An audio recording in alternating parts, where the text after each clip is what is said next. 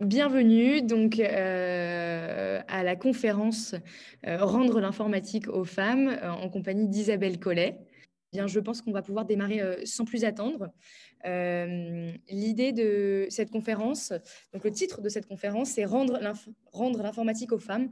On avait hésité avec Rendre les femmes à l'informatique. On trouvait que les deux finalement en souffraient assez aujourd'hui. Donc ça part d'un constat que on va partir du principe qu'aujourd'hui, je vais un petit peu parler déjà et ensuite je laisserai la parole à Isabelle Collet. Je sais que vous êtes plus venue pour elle, mais je vais vous donner un petit peu de contexte. On est parti du principe que probablement la plupart d'entre vous viennent par les réseaux d'ADA, ou en tout cas on l'a vu. En tout cas, on va partir du principe que vous êtes pour la plupart bien au courant de la situation des femmes dans l'informatique, même si on va faire un tout petit rappel, mais on va plus considérer comme cette conférence comme une boîte à outils sur les solutions et les arguments de pourquoi c'est un problème, quel est le problème et que pouvons-nous en faire, plutôt que déblatérer très lentement sur la situation. Donc aujourd'hui, rapidement, en formation d'informatique, en fonction de qu'on soit en école d'ingénieur, IUT ou en école d'informatique pure, les chiffres de la féminisation des effectifs oscillent entre 10 et 15%, des chiffres qu'on retrouve à peu près similairement dans les entreprises. On a aussi d'autres chiffres qui se dégradent ensuite dans le temps, puisque de nouvelles études alarmantes montrent que non seulement les femmes s'orientent peu dans la tech, mais en plus, elles n'y restent pas très longtemps, puisque c'est l'étude GenderScan qui annonce que 40% des femmes quittent la tech dans les 10 premières années de leur carrière. Bref, donc des chiffres pas très encourageants qui, du coup, en plus sont mis en perspective d'une histoire, d'une historicité, puisqu'avant, il y avait plus de femmes dans la tech qu'il n'y avait d'hommes jusqu'à peu près aux années 90. On en reparlera probablement.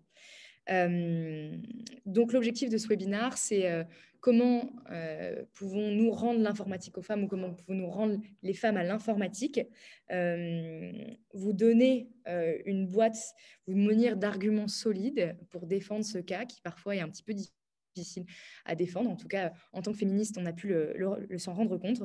Et aussi apporter avec l'expérience et les recherches d'Isabelle Collet des solutions que vous pourrez porter dans votre entourage, votre entreprise, vos classes peut-être, mais en tout cas faire de vous des ambassadeurs et des ambassadrices de cette mission de rendre l'informatique aux femmes. Donc, je vais présenter notre invitée d'aujourd'hui et ensuite lui laisser la parole. Donc, Isabelle Collet, vous êtes informaticienne de formation, diplômée de l'IUT de Reims. Après quelques années dans le secteur, vous avez effectué un virage dans l'éducation. Vous m'arrêtez si je me trompe, puisque vous êtes doctorante en sciences de l'éducation de Nanterre. Le nom de votre thèse de doctorat, qui a été dirigée par Nicole Mosconi, montre clairement le lien que vous faites entre ces domaines de formation et vos convictions féministes. La masculinisation, c'est le titre de votre thèse, la masculinisation des études d'informatique, savoir, pouvoir et genre. Ce n'est donc plus une double casquette, mais une triple casquette, si on peut dire, qui emmène votre carrière et vos recherches du côté du genre, des rapports intersectionnels en éducation et en formation. Pour moi, ça me semblait important de le souligner parce que vous êtes connu dans le secteur et probablement parmi les participants et participantes par vos nombreux travaux de recherche dans le numérique que vous effectuez depuis plus de 15 ans. J'ai envie de dire before it was cool. Et que vous êtes considérée comme la spécialiste des femmes dans le numérique, que ce soit au sein des femmes numériques, mais aussi de l'Union européenne. Mais en fait, la raison pour laquelle je mettais en lumière aussi votre parcours en éducation, c'est que vous êtes aussi, je ne sais pas si je peux dire avant tout, une pédagogue féministe. Vous êtes aujourd'hui professeur associé en sciences de l'éducation à l'Université de Genève et vos recherches ne se penchent pas seulement sur l'éducation dans l'informatique, mais sur l'éducation au sens large, au prisme de l'inclusion et du genre, et donc avoir une réflexion sur nos modes d'enseignement d'un point de vue plus global que seulement dans l'informatique. Et voilà, ça me semble important de le souligner parce qu'en fait, on en reparlera un petit peu plus en profondeur. Ce qu'il se passe en informatique, finalement, c'est une fraction du problème et il fait partie d'un enjeu qui est général et qui peut se généraliser du coup au reste de l'éducation. Et trouver des solutions pour les femmes dans l'informatique fait partie d'une réflexion sur la société au sens large et est une invitation sur la construction d'une nouvelle éducation au sens large, elle aussi. Nous y reviendrons, je brûle quelques étapes, mais l'idée était de remettre un petit peu en perspective, non pas seulement dans l'informatique, mais aussi votre casquette de pédagogue. Voilà donc pour mon introduction. Je vous propose de rentrer dans le vif du sujet. Et pour démarrer, avant de rentrer dans les explications, les condamnations, le bûcher et les solutions de salut, j'aimerais qu'en fait qu'on démarre et que vous nous aidiez, nous, féministes, nous, organismes féministes, à contextualiser et justifier l'existence du bien fondé de cette conférence et globalement, en fait, ce débat. L'idée, c'est pas de dire que Ada a raison, mais c'est plus que j'ai l'impression que en tant que féministe et en tant qu'entité féministe, on est souvent attaqué un petit peu par cette mais en fait, pourquoi vous vous battez? Quel est le problème? Je voudrais, pour rendre un petit peu concret, cette avance, peut-être pour certaines personnes, ils ne voient pas de quoi je parle. Je trouve que c'est finalement une des choses qui est le plus rageante, c'est un petit peu de nous attaquer sur le bien fondé de notre engagement. Je vais donc vous lire quelques commentaires qu'on reçoit, nous, Ada, sur les réseaux sociaux, donc dont je ne vous donnerai pas les personnes, mais qui vous donnent un petit peu le contexte de ce que certaines personnes peuvent dire par rapport à la situation des femmes dans l'informatique. Chloé Marie, vous soulevez un débat qui n'existe même pas, comme si le secteur informatique devait être féminin ou masculin. Heureusement, il n'est ni l'un ni l'autre. Il faut de toute urgence cesser cette victimisation systématique quand un secteur emploie majoritairement des hommes. Dans la plupart des cas, être une femme n'est pas un frein à l'embauche. Il faut vraiment arrêter de répandre cette fausse idée sur les réseaux. Pour reprendre le cas dans l'informatique, personne n'empêche les femmes de faire des études en ce sens. Pourquoi elles ne le font pas? Peut-être trouvent-elles mieux à faire quelque chose qui corresponde plus à leurs attentes. En aucun cas, il y a une volonté de rendre ce secteur masculin, contrairement à ce que vous sous-tendez en disant la place qu'on laisse aux femmes. Ou encore, à ma connaissance, les écoles de code sont autant ouvertes aux femmes qu'aux hommes. Et comme tout métier, quand on est motivé, on peut. Désolée, mais c'est un peu une mode en ce moment, ce genre de projet. J'ai une stagiaire en BTS qui est venue plusieurs semaines travailler chez moi. Je ne l'ai jamais considérée différente parce que c'était une femme. Donc, le début de cette conférence, je souhaiterais qu'on fasse un petit travail de ce que vous appelez l'autodéfense intellectuelle. Enfin, je ne crois pas que c'est de vous, mais c'est un peu comment réagir face à ces... Mais qu'est-ce que vous allez me raconter? Il n'y a pas de problème. Les femmes n'aiment pas ça. Si elles voulaient, elles pouvaient. Et donc, du coup, ma première question, c'est pourquoi le manque de femmes dans l'informatique est-il un problème pour nous et pour tout le monde? Alors, effectivement, l'autodéfense intellectuelle, c'est pas de moi. C'est tout d'abord de Noam Chomsky, qui a beaucoup travaillé sur la propagande, en particulier la propagande d'État, et repris par Norman Baillargeon, qui est un philosophe québécois, qui explique qu'il ne faut pas se laisser entraîner dans des faux débats, dans des questions qui n'en sont pas, et dans des rhétoriques spécieuses. Alors là, en l'occurrence, le premier conseil que j'aurais à vous donner, c'est faut vous économiser. On ne va pas convaincre tout le monde, et tant pis. Voilà. C'est-à-dire qu'il y a des gens, ça vaut la peine d'aller les convaincre. D'une part, parce qu'ils se posent des vraies questions, ils ne viennent pas avec des certitudes, ils se posent des vraies questions, ou d'autre part, parce qu'ils représentent une entité suffisamment grosse pour que ça vaille le coup d'aller au feu. Je me souviens avoir dit à quelqu'un qui me disait que s'il y avait si peu de femmes en informatique, c'était probablement pas une question de sexe, mais une question de classe sociale. Sur à quoi je lui ai répondu que comme il était bien connu que les pauvres faisaient des filles et que les riches faisaient des garçons, c'était probablement une question de classe sociale, et qui aussi, il n'était pas statistiquement suffisamment significatif pour que je perde du temps à le convaincre. Bon, c'était pas très gentil. Mais au bout d'un moment, c'est un peu ça, quoi.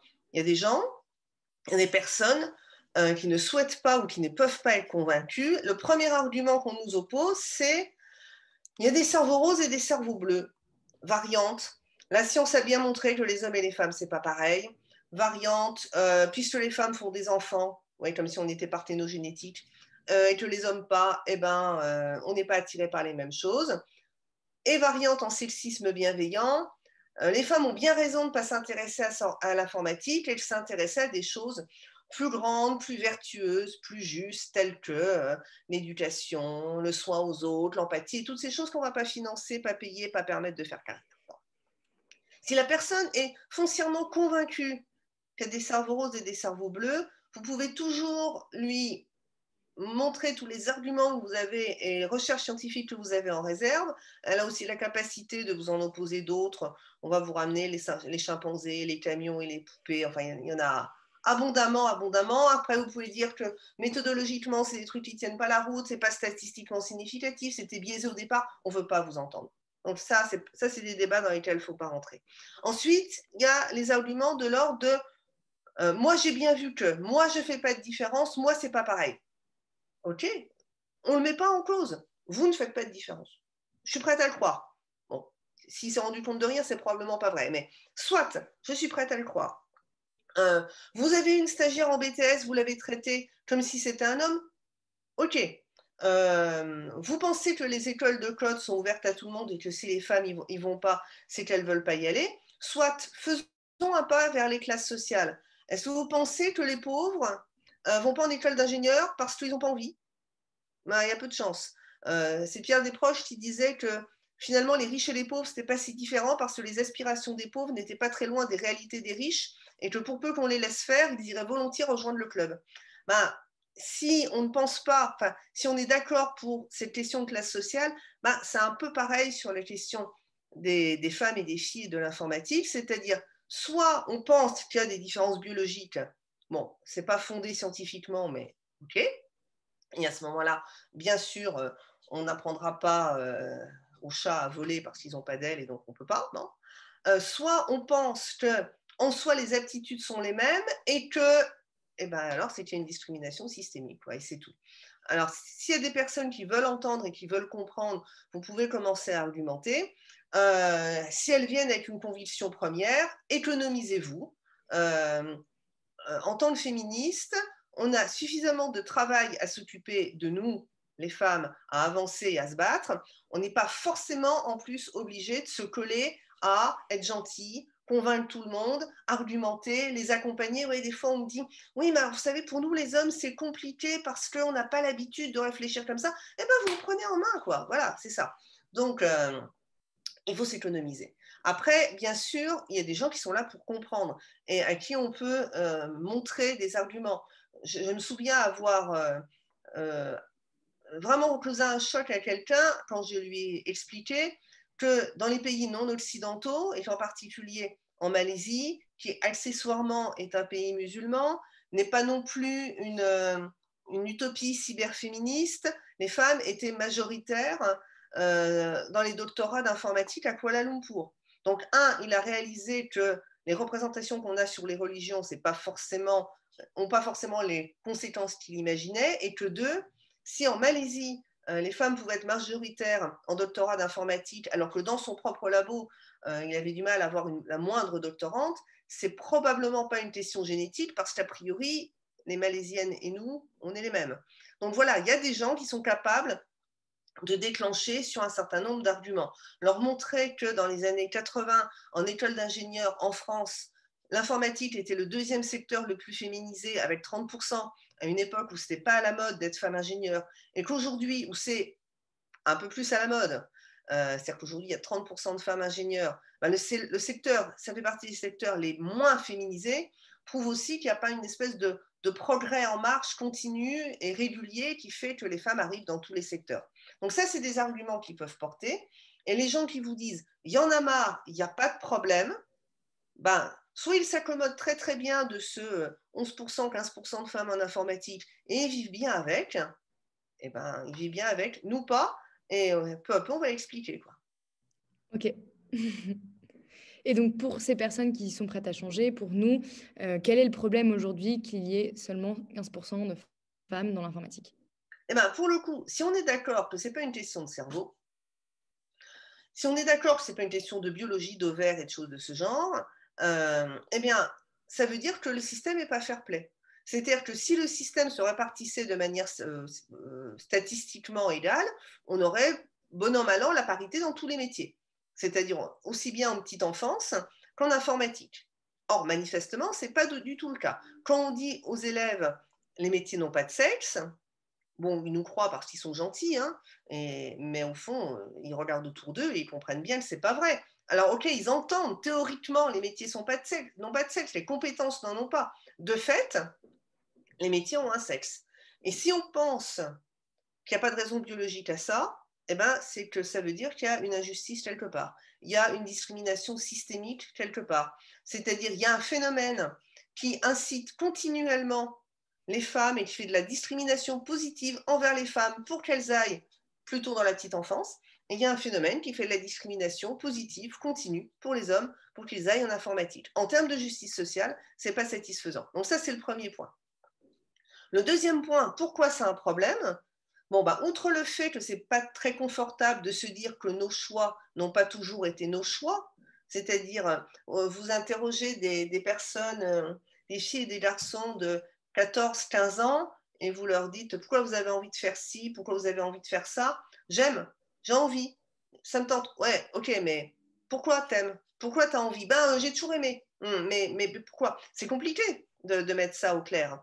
Et ça, ben, j'aime pas, ça me tente pas, c'est pas pour moi. Pourquoi c'est pas pour toi? C'est-à-dire mettre au clair ces motivations-là et s'apercevoir que finalement nos choix sont moins libres et autodéterminés qu'on ne le pense. Un, c'est pas très confortable. Deux, ça veut dire qu'on peut peut-être réfléchir alors une deuxième fois en se disant et si je me laissais pas uniquement guider, et si je devenais active ou actif dans mes choix et dans mes orientations, je ferais quoi? Et puis ensuite, la troisième chose, c'est que c'est pas bon pour le numérique non plus.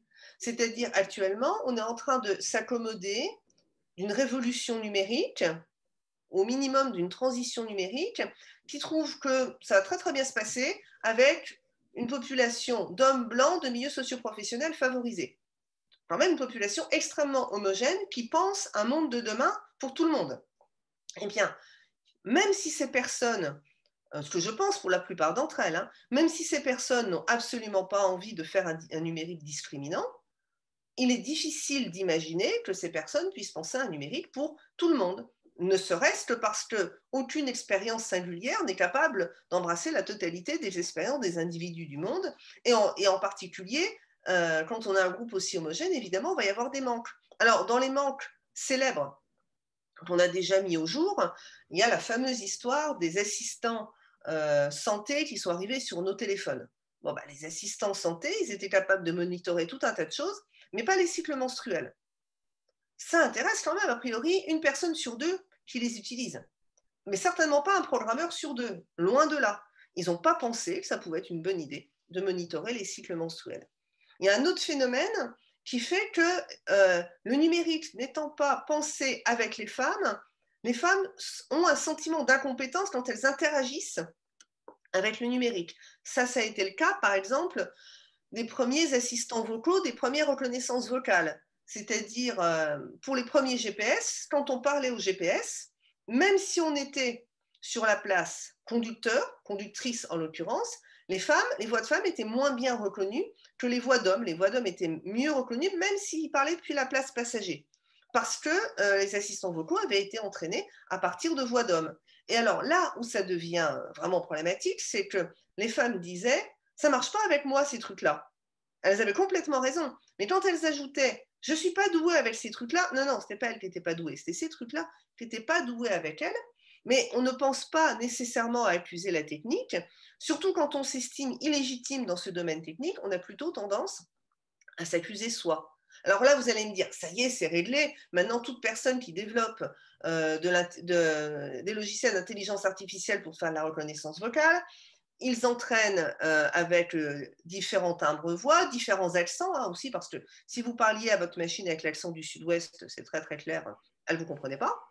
Mais là, récemment, est arrivée sur le marché toute une banque de voix libre pour que le logiciel libre, enfin dans le domaine libre, pour pouvoir les entraîner pour des assistants vocaux, eh ben, c'est que des voix d'hommes. Le truc n'est pas encore résolu. Donc là, on a un numérique qui peu à peu s'installe sans les femmes ou bien reproduisent des biais sexistes. parce qu'en fait, ça utilise des bases de données ou un existant qui est déjà biaisé, ça fonctionne, ça se nourrit de cet existant déjà biaisé, ça génère des données qui continuent à être biaisées, qu'elles remettent en entrée, et puis on poursuit et on gonfle le volume de données biaisées, on continue à tourner là-dessus. Donc évidemment, le problème, c'est qu'on est en train de faire une transition numérique qui va parfaitement correspondre aux besoins des hommes blancs, des CSP++. Oui, parce que ça, c'est vrai pour les femmes et c'est vrai aussi pour un grand nombre de diversités, un grand Alors, nombre de minorités. là, on parle des femmes, on peut parler des personnes non blanches. Tiens, on va faire un clin d'œil à Apple, vu qu'on est en train de concurrencer leur keynote. Là, je pense que tout le monde est là et qu'eux, ils n'ont personne. Quand Apple a sorti sa reconnaissance faciale sur les téléphones, ils avaient une sécurité qui était maligne, hein, pour le coup, une sécurité qui faisait que si on était endormi ou inconscient, il ne fallait pas que notre visage puisse déverrouiller le téléphone. Bon, bah, quand les personnes asiatiques enregistraient leur visage, la machine leur demandait d'ouvrir les yeux. Si dans l'équipe de développement, il y avait eu plus de personnes asiatiques ou plus de personnes noires, parce que les personnes noires aussi avaient du mal avec la reconnaissance faciale, eh ben, le produit, on n'aurait pas pu le relâcher sur le marché. Il aurait été jugé pas au point, parce qu'il n'était pas capable de fonctionner avec une large partie de la population mondiale qui sont des personnes asiatiques ou des personnes noires. Si on se développe ça entre blancs, eh ben, évidemment, on ne voit pas le problème. Donc finalement, la nécessité autour de ces dimensions de création d'outils, ce serait d'avoir des personnes représentant chaque, on va dire, catégorie de la population assise autour de la table. Alors là, vous allez avoir une nouvelle attaque. C'est-à-dire, on va vous dire, ah ouais, mais alors s'il faut mettre un blanc, un noir, une femme, un handicapé, et puis après, en général, ça dérive, un bleu, un chien, un chat, on s'en sort jamais. Ça, c'est les gens qui n'ont pas envie de faire d'efforts et qui trouvent que finalement, l'universel homme blanc, c'est vachement plus pratique. Alors ça, c'est vrai que c'est plus pratique, hein. Mais en fait, c'est pas si compliqué que ça. C'est-à-dire, il suffit de regarder la population autour de vous et c'est de représenter la population autour de vous. Alors, pour ça, on disait tout à l'heure que je formais des enseignants aux questions d'égalité. Il y avait en France un livre de maths, alors que les profs de maths connaissent bien, c'était une collection qui avait un phare sur la couverture, c'était des livres qui étaient utilisés au collège. Quand on feuilletait les livres de maths, enfin cette collection-là, et qu'on faisait des comptages, combien d'hommes, combien de femmes, est-ce qu'il y a des blancs, est-ce qu'il y a des noirs, qui est représenté, on s'apercevait que les concepteurs du livre et conceptrices avaient fait super attention.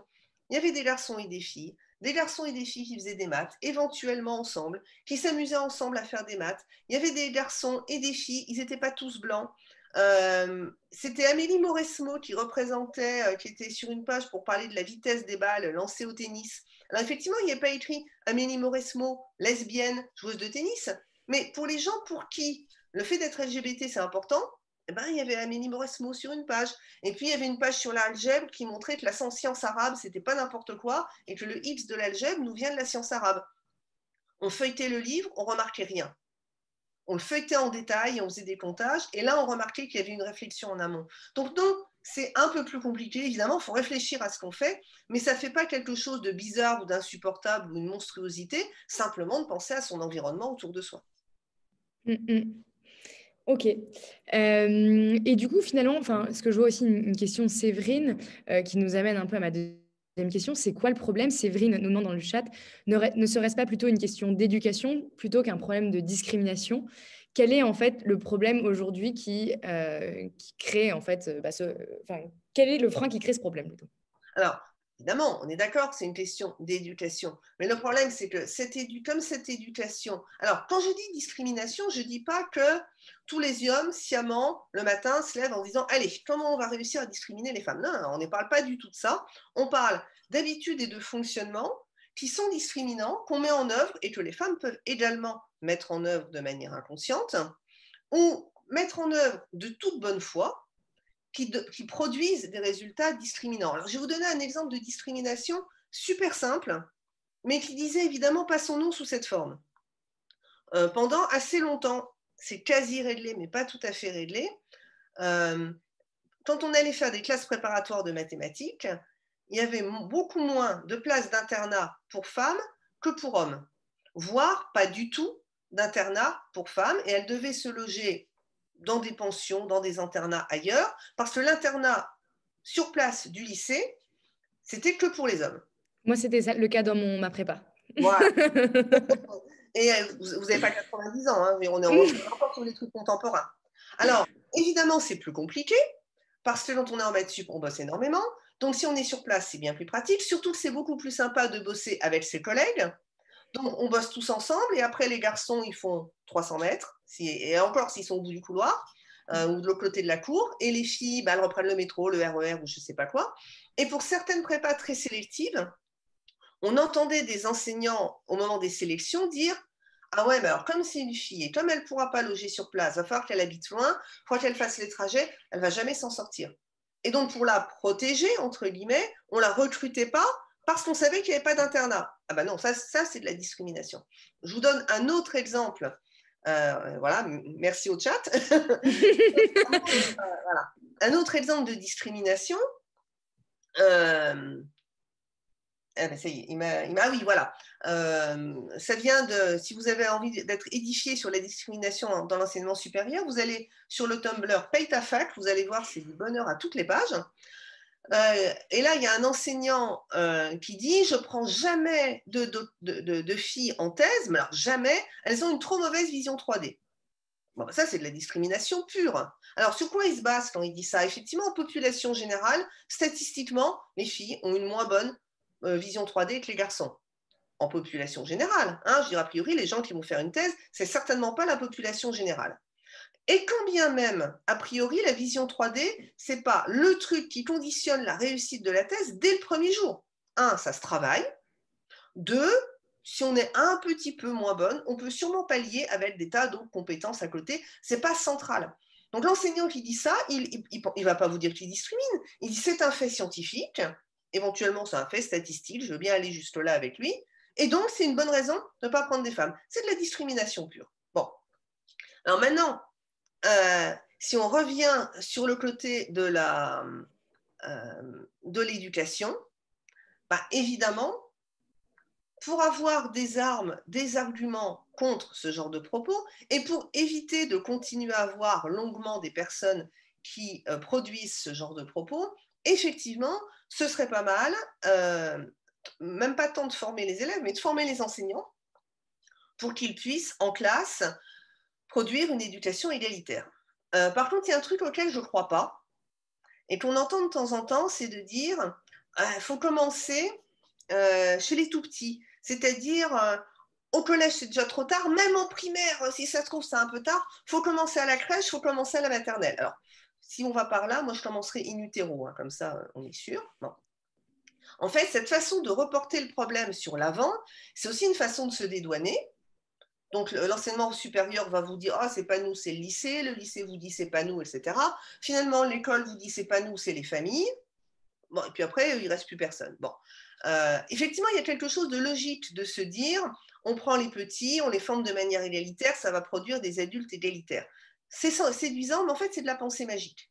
C'est-à-dire que l'école se dote de l'éducation dont elle estime avoir besoin, la société se dote de l'éducation dont elle estime avoir besoin. Si la société ne prend pas conscience qu'on est dans un système inégalitaire, elle ne va pas avoir particulièrement envie de modifier l'éducation. Et la société ne peut pas dire je forme les enfants de manière égalitaire et ils transformeront la société et nous, en attendant, on ne bouge pas. Voilà, ça ne va pas du tout. Outre le fait que ce n'est pas satisfaisant, parce que je n'ai pas envie d'attendre que les enfants de 4-5 ans deviennent adultes pour que mon monde autour de moi devienne égalitaire. Si je pouvais faire ça un peu plus vite, je trouverais ça beaucoup plus satisfaisant. Donc, bien sûr, il y a une question d'éducation, ça c'est évident. Et cette question d'éducation, il ne faut pas faire porter la charge sur les élèves, il faut faire porter la charge même pas sur les enseignants, mais sur les institutions de formation des enseignants, pour qu'elles donnent aux enseignants les moyens de devenir des enseignants égalitaires qui eux-mêmes et elles-mêmes formeront de façon égalitaire. Et puis, il faut faire porter aussi cette charge sur les entreprises, parce que, tenez, je vais vous donner un exemple de discrimination semi-visible. La question du salaire. Les écarts de salaire hommes-femmes, plus on monte dans les salaires, plus les salaires sont hauts, plus on est chez les cadres, plus il y a des écarts de salaire. Ok. On sait qu'il y a quelque chose qui se joue en général au niveau des négociations salariales individuelles. Et on a un certain nombre d'études qui datent plutôt des années 80-90 qui disent les femmes négocient moins bien le salaire, réclament moins, ont des scrupules par rapport éventuellement à leurs collègues masculins de gagner plus qu'elles sont plus en réserve, et donc c'est leur faute. Si elles gagnent moins, c'est parce qu'elles demandent moins.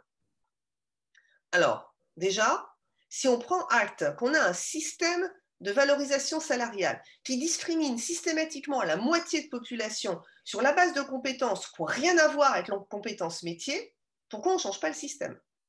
Ça, c'est incompréhensible. Alors, évidemment, si le but, c'est de se vendre, si le but, c'est d'être commercial, ça se défend. Mais si le but, c'est d'être technicienne, pourquoi on valorise les compétences d'esbrouf, de frime, de mise en avant de soi, avant les compétences techniques? Donc ça, c'est quand même passablement mystérieux. Pourquoi est-ce qu'on estime qu'il faut renforcer les femmes pour qu'elles se mettent à argumenter mieux et négocier mieux, alors que ces compétences-là ne leur servent qu'au moment de la négociation? Ce qui rate, le problème, c'est la négociation salariale, pour le coup. C'est pas que les femmes s'en sortent moins. Mais en plus, les récentes études ont montré que maintenant, les femmes demandent autant.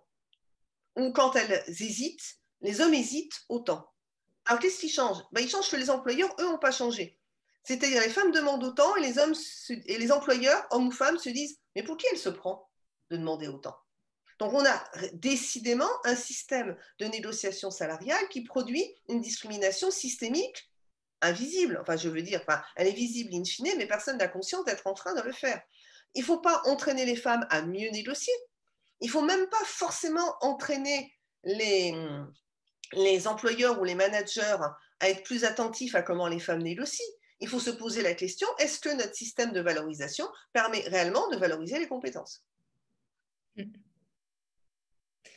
Du coup, on commence un peu à aborder cette question de le problème. En fait, le problème, c'est un problème qui est systémique, qui va de la petite enfance jusqu'à aujourd'hui, jusqu'à notre mort. C'est la construction dans laquelle, en fait, c'est la hiérarchie sociale qui a été construite dans notre société. Donc aujourd'hui, en fait, là, on s'attaque à un job de titan, c'est de se dire, en fait, cette hiérarchie, elle ne nous va pas. On veut la changer. Donc, du coup, on mentionnait quelles sont les solutions. On mentionnait un petit peu l'éducation. Là, on mentionne un petit peu les dimensions de grille de salaire. C'est justement sur un projet de telle ampleur, quelles sont les choses qu'on peut faire à titre individuel alors, globalement, qu'est-ce qui peut être porté au niveau des institutions et peut-être comment nous, chaque personne présente, ces 35 personnes présentes à cette conférence, peuvent agir à titre individuel? Alors là, tous les 35, j'ai vos noms, on va sauver le monde. Hein, alors, plus sérieusement, faut pas se mettre personnellement une pression trop haute, quoi qu'on fasse et où qu'on soit. C'est-à-dire, par exemple, ces coaching, ces entraînements pour les femmes pour mieux négocier, se mettre en avant, avoir confiance en soi. Évidemment, ça sert à quelque chose. Alors, pourquoi ça sert à quelque chose? Parce que comme depuis l'enfance, on apprend par tout un tas de signaux que la tech n'est pas nécessairement pour les femmes, puisque aussi depuis l'enfance, on apprend que c'est mieux accepté, c'est plus poli, c'est plus correct qu'une femme soit plus discrète, se tienne en retrait, alors qu'un garçon, on l'incite plutôt à se mettre en avant, se montrer, et que même les garçons éventuellement qui ne le font pas suffisamment, on va avoir des doutes sur leur virilité. Bref, tous ces mécanismes-là font qu'in fine, cette censure sociale nous donne des doutes sur nos compétences, sur notre légitimité, etc. Et suivre ce genre d'activité, et en particulier, par exemple, en contexte non mixte ou en particulier de coaching, ça nous aide. Par contre, après si ça ne suffit pas, le retour de bâton, c'est de se dire « Ah ouais, mais alors pourtant, j'ai suivi des cours, j'ai du soutien, j'ai du mentorat, j'y arrive toujours pas, je suis vraiment nulle. » Non, c'est-à-dire, vous avez fait votre part, le système n'a pas forcément fait sa part en face. C'est-à-dire que malheureusement, et c'est ce que j'ai vu en interview quand j'ai interviewé des informaticiennes, il y en a un certain nombre qui font des chouettes carrières, ça va, ça avance, et soudain, elles tombent sur un manager ou un client qui ne veut pas de femmes. Il ne veut pas de femmes dans son entourage, il ne sait pas quoi faire avec les femmes, à part coucher avec, ils leur font éventuellement des propositions. Enfin bref, ça ne marche pas. Bon, là, de toute façon, c'est pas entre vos mains. Vous n'allez pas le changer. On aimerait, hein, mais vous n'allez pas le changer. Alors, il y a éventuellement des solutions de contournement. Contacter sa hiérarchie à lui, changer de boîte aussi, malheureusement. Mais tout n'est pas entre vos mains. Ça c'est la première chose. Ensuite, individuellement, en tout cas, ce qu'on peut faire, c'est d'être, on va dire, des relais du changement de l'institution. C'est-à-dire interpeller les niveaux au-dessus et aussi essayer de transformer l'endroit où on est en un endroit plus égalitaire. Alors, comment on peut faire ça? Quand on est enseignant ou enseignante, on n'a pas les moyens de réformer l'éducation nationale en une fois, mais on a les moyens dans sa classe de pratiquer une pédagogie égalitaire. Évidemment, si on a été formé pour ça, c'est encore mieux. Et malheureusement, en France, pas suffisamment. Ça, on est bien d'accord. En entreprise, on peut, de manière individuelle, être attentif et attentive aux remarques sexistes et les juger hors la loi, aux affichages sexistes et les juger inappropriés, ou aux récits parce que souvent, les femmes ont tendance à se demander est-ce que c'est moi ou est-ce que je suis parano? C'est-à-dire qu'on nous renvoie sans arrêt ah ouais, mais alors depuis qu'il y a eu MeToo, le harcèlement sexuel, tout ça, on n'ose plus prendre l'ascenseur avec une femme. Ouais, il y a des femmes qui concrètement n'osent pas prendre l'ascenseur avec certains hommes et se passent le mot parce qu'on sait bien que quand on prend l'ascenseur avec lui, il se passe des choses nettement plus désagréables éventuellement d'ailleurs. Donc, prêter l'oreille à ce genre de propos, il y a très peu d'affabulation. Il y a extrêmement peu d'accusations à tort. Voilà, ça mérite d'être attentif et attentive. Alors, je vais vous raconter une anecdote qui s'est passée dans un service informatique où le manager qui précédemment m'avait expliqué que les femmes en informatique, il n'y avait pas de vrai problème, elles avaient qu'à venir, enfin, vous voyez, le truc dont vous nous parliez au début, il me dit, bon là quand même, j'ai un souci dans mon équipe, ça me pose problème. Il avait une équipe internationale, on était en Suisse, il avait une équipe internationale et il me disait, est-ce que c'est normal en France au travail, d'aborder les femmes comme si on était au pub, si lui il était anglais, pour leur faire des propositions sexuelles? Non, non, je suis catégorique, c'est pas normal. Ah bon, parce qu'on m'a dit que moi je trouvais ça pas normal parce que j'étais anglais, mais qu'en fait, dans les pays plus latins, ça se faisait, c'était pas nécessairement un problème. Alors il était quand même un petit peu déstabilisé. Alors je lui dis, mais c'est quoi ces propositions sexuelles? Et donc il me raconte que dans son équipe, il y a un homme qui envoie par mail à des femmes, il y a 2 femmes dans l'équipe, des propositions ouvertement sexuelles. Et je lui dis, attends, il envoie ces messages sur son temps de travail avec la messagerie boulot et on est en train de se demander si c'est normal. On me dit, mais on est sur quelle planète là? Et donc, quand je lui mettais ça à plat, il me dit, bah oui, effectivement, c'est scandaleux. Mais voilà, il s'était fait embobiner dans une espèce de discours de c'est cool, c'est sympa, les Français, ils sont un peu galants, etc. Et pourquoi les femmes, elles avaient dénoncé si tard? Les premiers mails qui leur étaient arrivés, elles ont préféré les ignorer pour pas faire d'histoire. Parce qu'elles ne voulaient pas foutre la merde dans le groupe de travail. Ah, effectivement, si on met ça sur le devant de la scène, il se peut que l'ambiance se dégrade. Et puis le gars, il a continué. Et puis au bout d'un moment, elles se sont rendues compte qu'elles étaient 2 parce que chacune pensait que c'était que elle qui avait ces mails. Donc là, elles en ont parlé. Et là, elles se sont dit, c'est un peu de notre faute parce que comme on n'a pas réagi tout de suite, ça l'a encouragée. Alors vous vous rendez compte le blocage, c'est-à-dire au début, on ne réagit pas parce qu'on va être des mauvaises copines. Ensuite, on ne réagit plus parce qu'on aurait dû réagir avant. Et quand finalement elles réagissent, on explique que non, c'est la mentalité française et c'est sympa. Voilà. Donc, à un moment donné, il faut que quelqu'un dise stop, que ces femmes, elles se sont retrouvées prises dans cette espèce d'embroglio qu'elles ne savaient plus comment le dire, une hiérarchie qui leur a dit et qui n'avait pas envie de se poser des problèmes. Là, c'est super important que ce manager, alors il est allé chercher des infos autour de lui et il est tombé sur moi, c'était très important que ce manager muni d'infos revienne et qu'il dise, bon, c'est pas possible, c'est absolument inadmissible que ce genre de choses se passe. Et même si la direction n'a pas le courage de prendre des mesures, moi je dis que je trouve ça anormal. C'est aussi important d'être reconnu, à la limite, que d'avoir une sanction qui tombe. Ok. Donc, on parlait de euh, bon, se faire coacher, voir les limites, mettre en lumière. Il y a quoi d'un point de vue aussi institutionnel ou par exemple, qu'est-ce qu'on peut, là on parlait tout à l'heure de la grille des salaires, qu'est-ce qu'on peut aller amener en entreprise, aller amener à l'école? Qu'est-ce qu'il y a comme mesure, on va dire, un peu plus justement systémique en fait, qu'on pourrait amener? Alors, il y a des entreprises qui ont pris le problème en main extrêmement sérieusement, qui se sont alors maintenant légalement, on a un certain nombre d'indicateurs. Alors je ne suis plus en France, donc je ne suis pas complètement pointue là-dessus, mais je sais qu'il y a un certain nombre d'indicateurs maintenant de l'égalité homme-femme en entreprise qu'il est obligé de relever et de pointer pour voir où on en est. Ben, mine de rien, faire ce relevé met déjà en lumière des choses qu'une entreprise pouvait bien sincèrement ne pas voir parce qu'elle n'avait pas envie de regarder, qu'elle pensait que ça n'existait pas. Et donc, alors par exemple sur les salaires, c'est pas super compliqué pour une entreprise de regarder où on en est en termes d'écart salarial. Alors, et sur ces fameuses négociations, il y a des entreprises qui ont dit, bon, bah, par exemple, l'année où les personnes sont en congé de maternité, eh ben, la personne est augmentée de la valeur moyenne de l'augmentation de toutes les personnes de son niveau, de sa qualification. Et on ne discute pas, parce qu'on obtenait et on obtient encore des discussions du genre, ah oui, alors cette année, alors tu n'as pas rempli tes objectifs, bah oui, mais j'étais enceinte, j'étais absente 4 mois. Ouais, mais alors tu n'as pas rempli tes objectifs, bon, donc forcément, on ne peut pas t'augmenter. Ou bien même des femmes à qui on a fait tellement peser la culpabilisation du fait qu'elles avaient osé en être enceintes, dire bon, c'est vrai, cette année, je me suis plus préoccupée peut-être de mon bébé, sachant que si elles disent pas ça, elles sont traitées de mauvaise mère, donc de toute façon, elles sont coincées.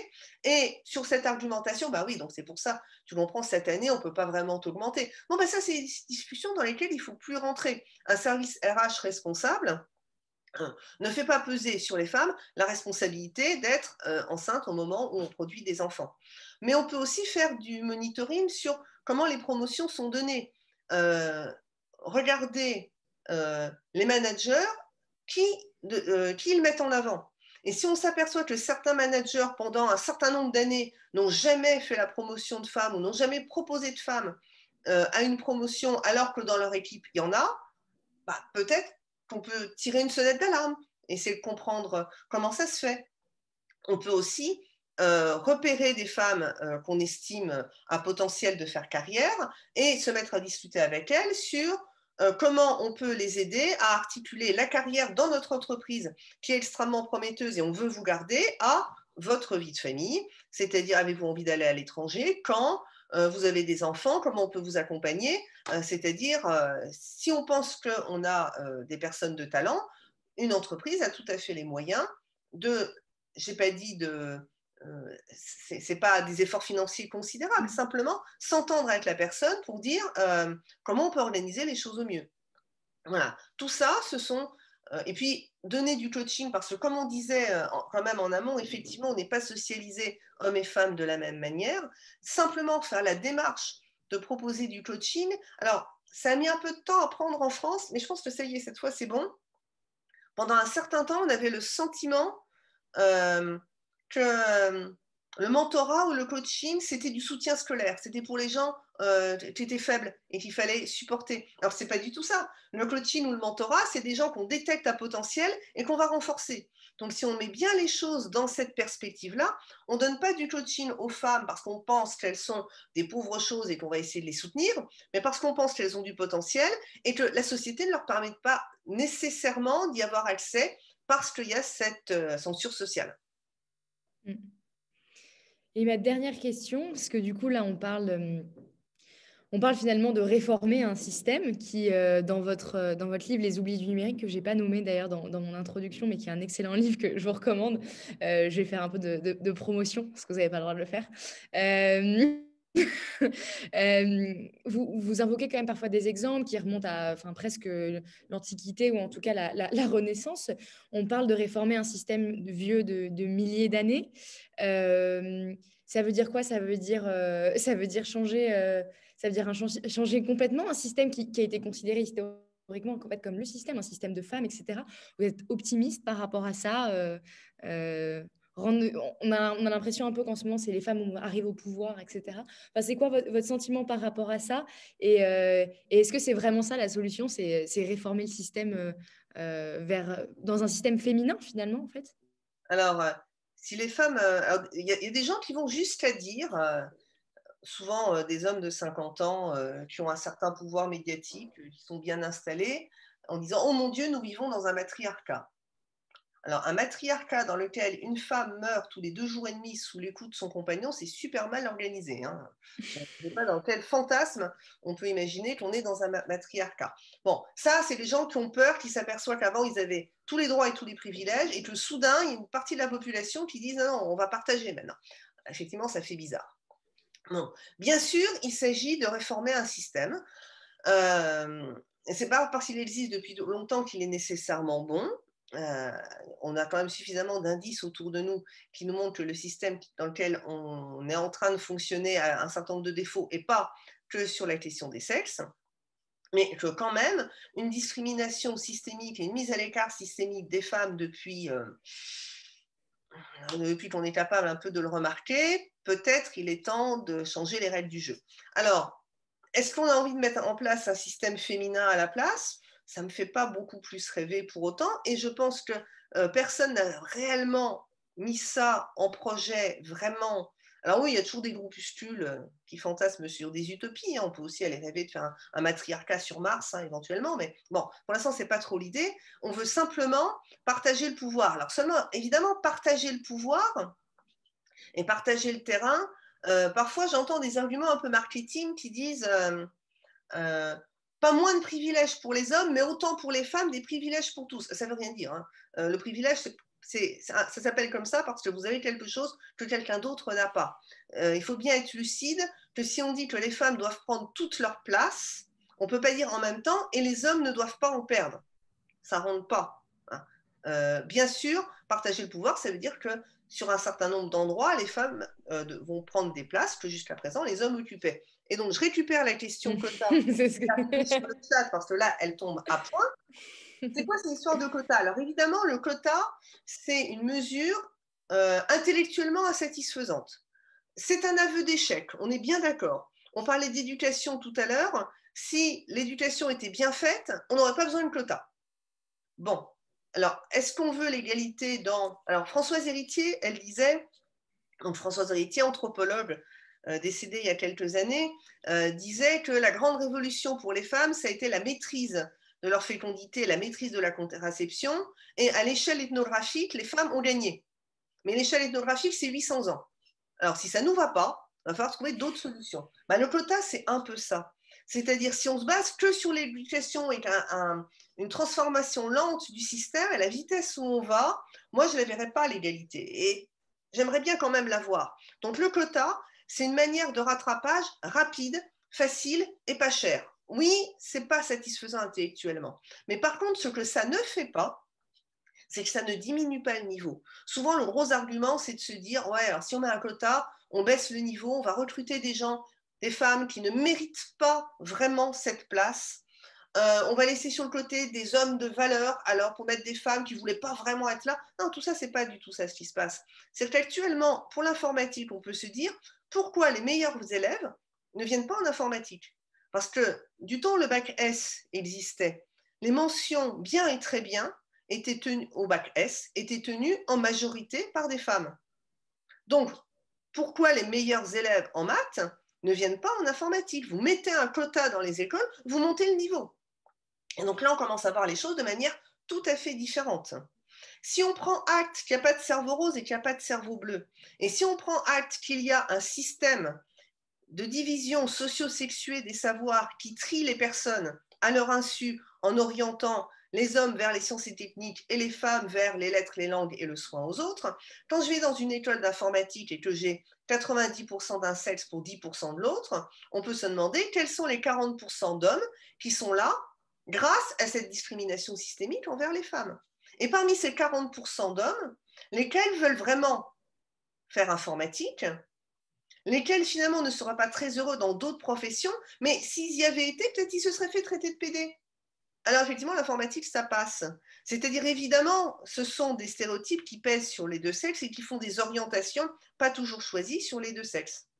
Donc, un quota, bah, pour le coup, c'est une solution pour faire rapidement ce rattrapage et transformer rapidement la population bah, d'une école, d'une institution, d'une entreprise. Dans la haute administration française, finalement, des quotas ont été mis en place. En même temps que la loi sur la parité, ça a été très décrié, très débattu. Aujourd'hui, un certain nombre de femmes qui ont pu être à une époque contre les quotas constatent que ça fait une transformation. Et que malheureusement, oui, si on veut être un peu courageux et un peu incitatif et transformer le monde, les quotas, ça fonctionne. Et je vais dire une dernière chose sur les quotas qui, moi, en tout cas, m'a beaucoup donné à penser et m'a incité, m'a convaincu sur leur nécessité, c'est l'histoire de l'école normale supérieure en maths. Du temps où Normale Sup était non mixte.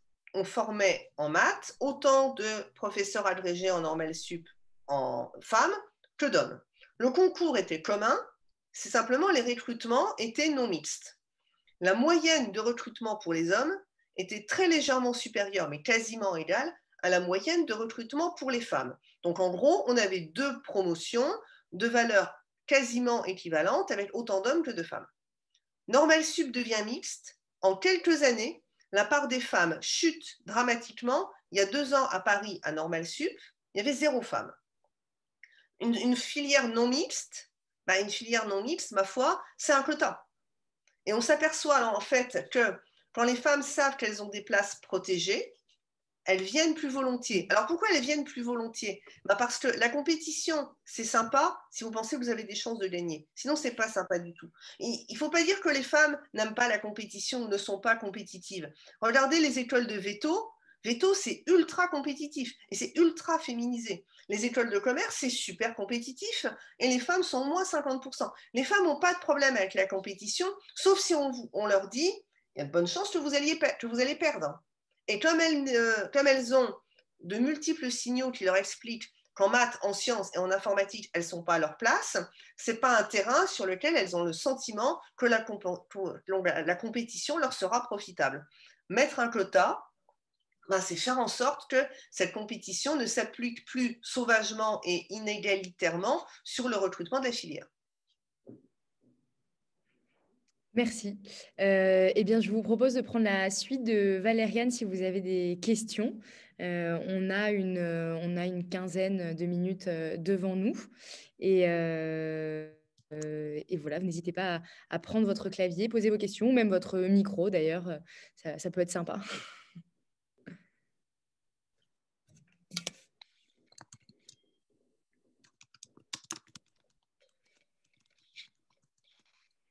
Si vous n'avez pas de questions, on peut faire des jongles ou un truc, quelque chose comme ça, mais...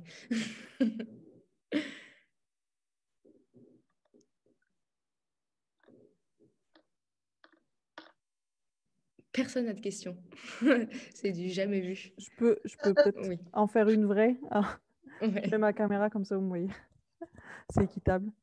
C'est tellement bien dit tout ça. J'aurais tellement aimé vous avoir dans la poche tellement de fois où on m'a posé tellement de questions sur les quotas. Oui, mais bon, le congé maternité, quand même, c'est un choix. Elle n'est pas là 4 mois. C'est normal que le salaire il soit diminué. Tellement de discussions où finalement on nous demande d'être sociologue, ce qu'on n'est pas, et c'est totalement injuste. Où Ça, son on boulot, n'a pas voilà. les réponses adéquates dans tous ces cas-là, quoi. Donc c'est vraiment très très bien expliqué, très très bien dit tout ça. Ah oui, j'ai un autre truc pour vous sur le congé de maternité. Du temps, c'est encore vrai en Suisse, du temps où les hommes faisaient le service militaire. Tous les hommes entraient sur le marché de l'emploi 1 an plus tard. 1 an, c'est plus long qu'un congé de maternité, hein, vous notez bien. Alors effectivement, on le fait qu'une fois, alors qu'on peut faire plusieurs enfants. Allez, ok, on va pas pinailler. Mais le fait est, tous les hommes entraient 1 an plus tard, ou s'interrompaient 1 an, enfin bref, d'une façon ou d'une autre, il y avait une interruption de carrière. Et alors en Suisse, il y a toujours le service militaire, plus des périodes de rappel, parce qu'on est réserviste jusqu'à 34 ans, et donc on a des périodes de rappel tous les, alors je ne sais plus par cœur, mais on se retire de son entreprise pendant quelques mois. Ça fait plus que des congés de maternité, ou alors il faut faire vraiment beaucoup, beaucoup, beaucoup d'enfants. Ça ne pose pas de problème. Le congé de maternité, c'est un problème. Alors, moi, voilà. Maintenant, j'ai des réponses parce que j'ai beaucoup travaillé dans une entreprise principalement masculine. Et j'ai vu beaucoup plus d'arrêts de travail pour des bras cassés, des clavicules au foot, des chevilles au ski et des trucs que des congés maternité autour de moi. Et en plus, moi, je leur disais, mais attendez, le congé maternité, en plus, vous avez le temps de vous organiser. La clavicule cassée, c'est OK, lundi, je suis absent pour 4 mois. Voilà, c'est tout à fait ça. Il y a plus d'arrêts maternité, pardon, il y a plus d'arrêts maladie pour accident de ski que pour congé de maternité. Nous, c'était le foot, mais moi, bon, je dis, voilà quoi. Arrêtez d'embaucher les skieurs. Voilà, c'est pas raisonnable. Merci Angélique. Il y a Séverine qui pose une question. Maya, pour poser une question, tu peux tout simplement prendre ton clavier sur converser en bas. Je vais t'envoyer un message. Mais en tout cas, Séverine nous dit pourquoi n'y a-t-il pas plus de sensibilisation aux métiers techniques dans l'éducation? Alors, j'ai deux réponses à ça. Une relativement consensuelle et une un petit peu plus provocatrice.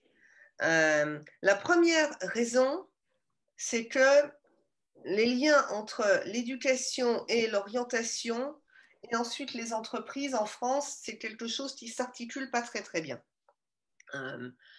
Il faudrait chaîner tous les niveaux. C'est-à-dire qu'il faudrait que les personnes en charge de l'orientation puissent avoir une connexion vraie avec les enseignants, les enseignantes, les élèves, une connexion vraie avec les écoles et puis ensuite avec les entreprises. Ce chaînage-là, en France, mais pas qu'en France, il ne se fait pas très bien. Et on a le phénomène curieux, c'est que c'est l'amont qui sélectionne pour l'aval. C'est-à-dire que c'est la classe d'avant qui sélectionne pour la classe d'après. En gros, c'est la classe de troisième qui va sélectionner sur ce que vous allez faire en seconde, vous voyez. Peut-être déjà quelque chose qui sera un peu plus monté dans l'autre sens pourrait aussi permettre de mettre en valeur ce qu'on cherche après dès l'année d'avant. Par ailleurs, en ce qui concerne la technique et en particulier l'informatique, jusqu'à présent, l'éducation nationale considérait qu'elle n'avait pas à enseigner l'informatique, mais simplement les usages numériques. Donc là, ça change tranquillement, mais ça commence à changer, et en particulier avec l'arrivée d'un CAPES informatique et puis l'arrivée d'une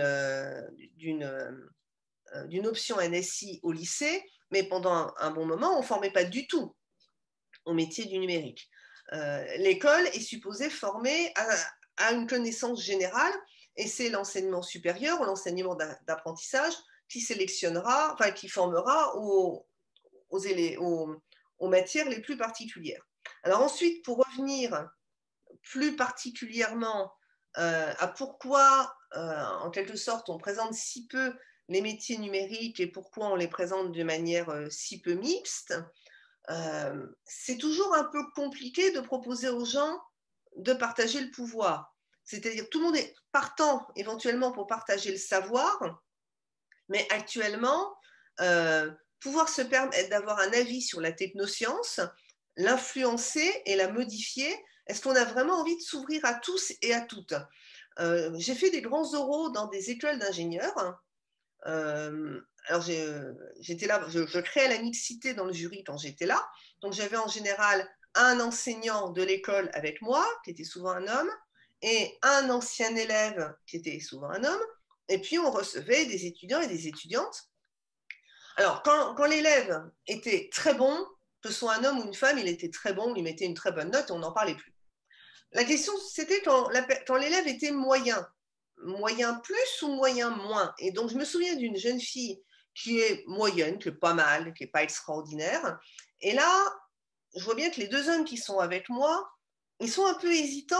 Et là, l'ancien élève, il dit, mais est-ce que j'ai vraiment envie que cette personne-là représente mon école? Et là, je vois quand il dit ça, il est en train de me dire, moi, à son âge, je lui ressemblais pas. Ben ouais, toi, tu étais un homme et elle est une femme, quoi.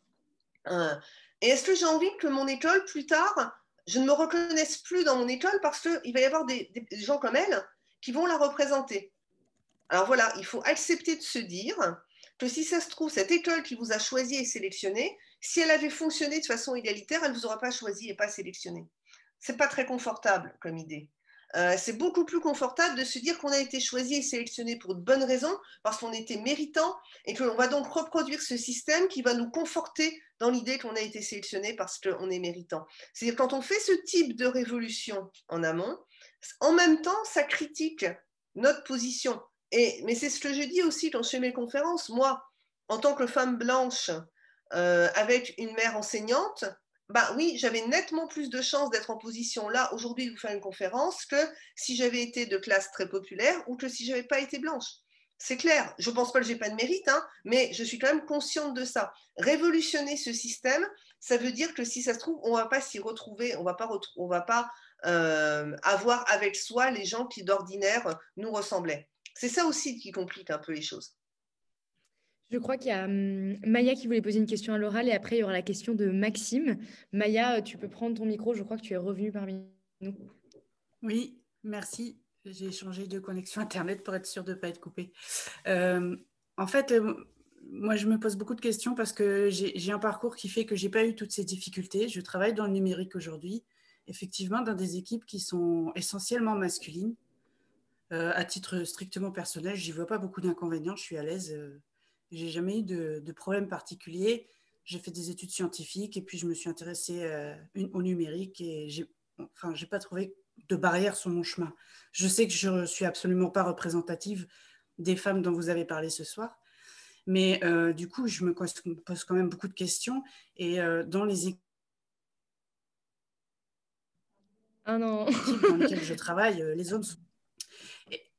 Oui, je disais, dans les équipes dans lesquelles je travaille... Oui, c'est bon, vas-y. Vous m'entendez? Ouais, on s'est arrêté dans les Allô? équipes dans lesquelles tu travailles. On s'est arrêté là. Oui, les hommes sont sensibles. Ça a coupé encore? Vous voulez pas taper parce que... Ouais. Ma question, c'est dans des toutes petites équipes, on ne peut pas faire de quotas. Alors, comment on fait? Alors, j'ai plusieurs réponses à vous faire. Premièrement, moi, quand j'étais en informatique, j'ai eu aucun problème. Et d'ailleurs, j'étais la première à dire, les filles, elles ont qu'à faire comme moi j'ai pas de problème. Et j'ai pas dit que c'est ce que vous avez dit, hein, loin de là. Mais c'est vous dire si à l'époque, j'étais dans une espèce d'illusion qu'on a qu'à tous se mettre un coup de pied aux fesses et puis on va y arriver. Bon, j'étais jeune, hein, pardonnez-moi. Effectivement, j'ai eu aucun problème. Alors moi, je sais pourquoi j'ai eu aucun problème. J'ai eu aucun problème pour deux raisons. La première raison, c'est que j'étais suffisamment compétente pour qu'on vienne jamais me disputer ma place. Alors que je voyais très bien qu'il y avait d'autres filles avec moi dans la promo, qui avaient un peu plus de difficultés, mais à culpa, j'étais la première à dire « Ouais, elles auraient mieux fait de faire secrétaire. » Ah, j'ai dit ça. Ouais. Voilà. Bon. Donc, c'était une question, il y a cette première chose. La deuxième raison pour laquelle j'ai jamais eu de problème, c'est que j'avais un copain qui était informaticien, qui est devenu mon mari par la suite. Et en fait, j'étais pas sur le marché matrimonial. C'est pas moi qu'on respectait, c'est lui qu'on respectait. Et je bénéficiais par rebond, en quelque sorte, de cette protection. Et donc, j'étais la première à dire, j'ai eu aucun problème. En fait, quand j'ai commencé à avoir des problèmes, c'est quand je me suis rendu compte qu'on a arrêté de me regarder comme une informaticienne, comme une technicienne compétente, et qu'on s'est mis à me regarder comme une future mère. Alors là, j'ai commencé à avoir des problèmes. Bon, ça, c'était il y a 30 ans. Aujourd'hui, bonne nouvelle, les hommes ont revendiqué d'avoir le droit d'aimer leurs enfants et de s'en occuper, et ce qui fait qu'il y a un certain nombre de contextes, en particulier de contextes tech, où on a des hommes qui sont sensibilisés, ou en tout cas qui revendiquent ne pas donner tout leur temps, exclusivement leur temps à leur entreprise, et qui sont finalement sur des revendications assez proches des femmes, qui les trouvent injustes. Alors on arrive même à avoir, ça c'est complètement extraordinaire de temps en temps, des contextes féministes avec des informaticiens qui eux-mêmes ont souffert de ce qu'on appelle la masculinité hégémonique, c'est-à-dire une représentation de la masculinité qui tourne sur une virilité exacerbée, ça leur va pas, et ils sont de tout cœur avec nous. Chouette. Voilà, maintenant on arrive à cette situation-là. Alors effectivement, des toutes petites entreprises ne peuvent pas faire de quotas, et d'autre part, des toutes petites entreprises se retrouvent actuellement face à un vivier d'informaticiennes tellement maigrichon que ça leur est pas du tout facile de créer de la mixité ou d'en attirer. On attire des femmes, enfin, on se base sur un terrain qui est absolument microscopique.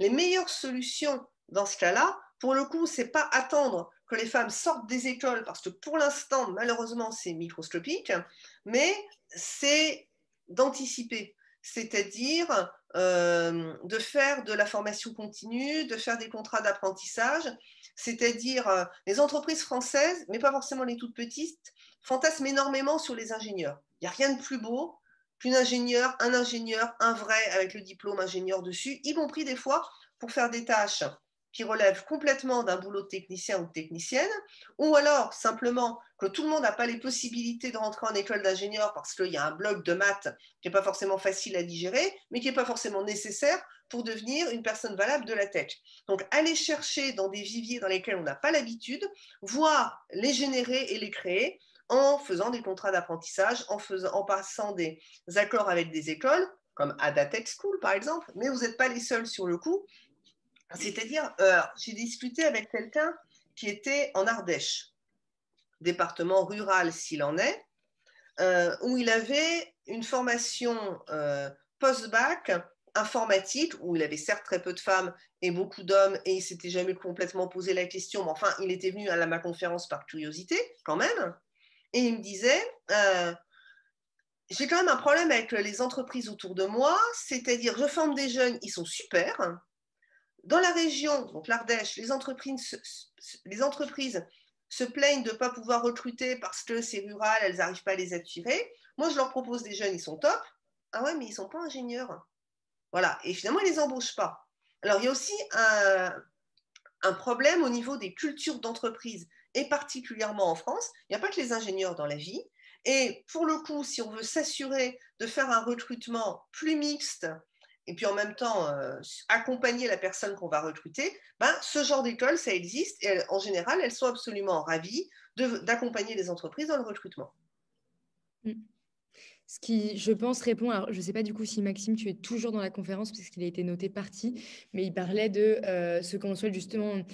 Maxime qui souhaitait recruter des femmes justement et qu'il s'impose des quotas. Où conseillez-vous de poster votre fiche de poste? Alors, comme il n'est pas là, je ne sais pas si on y répondra. Surtout, je pense, votre réponse apportait globalement déjà des éléments sur cette dimension. Ah, si, t'es là, Maxime. Excuse-moi, je ne t'avais. Je suis là. Est-ce que, Maxime, la réponse d'Isabelle précédente te satisfait ou est-ce que tu voudrais. Il y a des idées. Oui, c'était une réponse satisfaisante également pour sa question. Nous avons fait une pierre deux coups. Tac, tac, tac. Des communautés de code. Anaïs, en tant que femme dans une entreprise où l'équipe technique est essentiellement masculine et en plus issue d'un parcours de reconversion, je suis confrontée au sentiment de l'imposteur. Je pense que si j'avais été recrutée via un quota, je le ressentirais d'autant plus. Avez-vous une analyse sur l'origine de ce sentiment d'imposteur dont les femmes ont l'air de souffrir certainement plus que les hommes dans le milieu professionnel et donc aussi de la tech? Alors, je vais vous révéler un grand secret. Les psychologues qui travaillent sur ce sentiment, alors moi je préfère l'appeler le sentiment d'imposture, parce que justement, comme les femmes en souffrent, et pas arrêter de parler d'un sentiment d'imposteur, c'est encore une façon d'invisibiliser les femmes. Et vous avez complètement raison, en psycho ça s'appelle comme ça. Mais voilà, moi je préfère l'appeler le sentiment d'imposture. Alors, le grand secret que je vais vous révéler, c'est que les psychologues montrent que les hommes, autant que les femmes, en souffrent, mais les hommes ne l'avoueront jamais, ou alors peut-être la tête sur le billot avant d'être condamnés à mort, mais sinon ils ne l'avoueront jamais. C'est la honte absolue. Et ils veulent bien en parler si on leur jure que ça restera entre nous, que c'est protégé par la confidentialité de la recherche. Et là, ils acceptent de reconnaître qu'ils en souffrent également. Et alors en fait, le fait, c'est pas tant de l'assumer, mais le fait de le reconnaître, d'en parler avec les autres, de ne pas le masquer, voire d'agir en fonction, effectivement, ça c'est plus un problème de femmes. Alors que les hommes qui en ont honte vont tout faire pour le masquer, aller de l'avant, faire comme si ça n'était pas, passer outre, ils l'ont au fond d'eux, mais ils avancent quand même. Alors par contre, ça a un coût personnel, hein. Je veux dire, quand on s'écroule en burn-out, quand on est terriblement angoissé, quand on surinvestit sa vie professionnelle au détriment de sa vie personnelle, quand on a une très mauvaise estime de soi qu'on n'arrive jamais à combler, ouais, ça c'est le pendant du sentiment d'imposteur dont on ne parle jamais. Donc effectivement, ça ne les empêche pas d'aller de l'avant. Mais dites-vous que votre chef de service, si sûr de lui, qui parle si haut et si fort, bah, il a peut-être au fond de lui ce sentiment d'imposteur, et c'est peut-être pour ça qu'il a besoin d'en faire autant. Moi, j'ai vu quelque chose d'extraordinaire en école d'ingénieur. C'était la journée d'accueil, en école d'ingénieur télécom. Journée d'accueil, il y a un ancien élève qui vient parler et qui leur dit « Moi, j'ai appris quelque chose depuis tout petit, c'est bien faire, mais surtout, le faire savoir. » Bon, bah, quand vous mettez ça à plat, ça veut dire qu'il a complètement conscience qu'il ne fait pas aussi bien qu'il dit qu'il ne le fait. Alors peut-être qu'il fait très bien, peut-être qu'il ne fait pas très bien, j'en ai aucune idée, mais c'est finalement une mise en scène de ce sentiment d'imposture pour le masquer. Donc les hommes l'ont aussi, dites-vous bien ça. Et pourquoi ça nous vient? Eh bien parce qu'en face de nous, on nous met des attentes inaccessibles. C'est-à-dire, on nous met toujours en référence. Alors, les rôles modèles, par exemple, le mauvais effet du rôle modèle, ça peut être ça. Quand on va dire aux petites filles en sciences ou aux adolescentes, bah, bien sûr que les filles peuvent faire de la physique. Regardez, il y a Marie Curie. 2 prix Nobel. Marie Curie, 2 prix Nobel. Donc, ou t'es Marie Curie, ou non. Ah ouais, alors ça, c'est quand même compliqué d'avancer en se disant « Ouais, je fais mon parcours en physique, mais enfin quand même, je ne suis pas Marie Curie. » Ben non, tout le monde n'est pas Marie Curie. Ça, c'est très, très clair. Donc, on met devant nous des attentes éventuellement inaccessibles. Plus on a des systèmes évaluateurs, la France a un système scolaire terriblement évaluateur. C'est un des systèmes qui évalue le plus souvent, très tôt, qui met des notes très petites, qui est ultra élitiste, etc. Ça aussi, ça fait grandir votre sentiment d'imposture. J'avais discuté avec une psychologue qui travaillait avec des cadres d'une trentaine d'années et puis ensuite des ingénieurs sortis d'école. Ils sortent d'école ou ils commencent leur carrière d'ingénieur et ils s'effondrent. Ils s'effondrent parce qu'ils se rendent compte que, ils n'ont jamais choisi leur parcours, ils ne sont jamais à la hauteur de ce qu'ils voulaient. Et effectivement, on n'a jamais la plus grande des écoles. C'est-à-dire on a juste fait une école mine pont et on n'a pas fait normal sup, ou alors on a juste fait une INSA et on n'a pas fait centrale. On n'est jamais assez bon et au bout d'un moment, on s'effondre. Donc ce sentiment, il est vraiment beaucoup partagé. Il est augmenté par les situations concurrentielles et faut pas qu'il nous freine. Voilà, effectivement, on l'a et on fait avec. C'est-à-dire, on ne peut pas se débarrasser de ce sentiment d'imposture. Par contre, on peut savoir à quel moment il est en train de nous dire de ne pas le faire et de lui dire de se taire et d'aller le faire quand même. Parce qu'il est probablement pas rationnel. Voilà, comme vous dites, une personne à haut QI, un sentiment d'imposture également, voilà. Il est extrêmement partagé. Vous ne l'écoutez pas. Vous avancez quand même. Vous valez sûrement plus que ce que votre syndrome d'imposteur est en train de vous raconter. C'est une belle façon, je pense, de conclure. Il est 47. Merci à toutes et à tous. Moi, je vais conclure par une page de pub après. Merci beaucoup, Isabelle, de votre présence.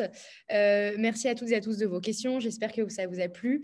Le webinaire a été organisé par Ada Tech School. Pour celles et ceux qui ne connaissent pas, c'est une école d'informatique féministe en 2 ans, accessible aux hommes et aux femmes à Paris.